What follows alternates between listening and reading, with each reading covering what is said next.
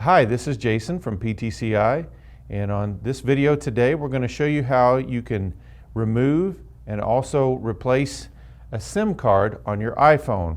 First, in your iPhone box, there's a little packet of information. It comes right on the top, and in there is this little key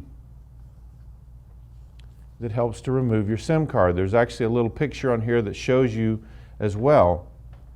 But if you turn your iPhone to the side that you've got your power button, there's a little hole right here, and you simply stick that key in there and press down, and you can see where it already popped up right here. And it has a little tray that your SIM card sits on. Okay? You simply turn it over and it'll pop right out. And when you go to place the SIM card back in or a new one, they have made it where it looks square, but it's actually got this little corner cut off, so it will only lay in there one way. So once you've got it laid in there, you simply go back to the slot and press in, and you've changed out the SIM card. That's it.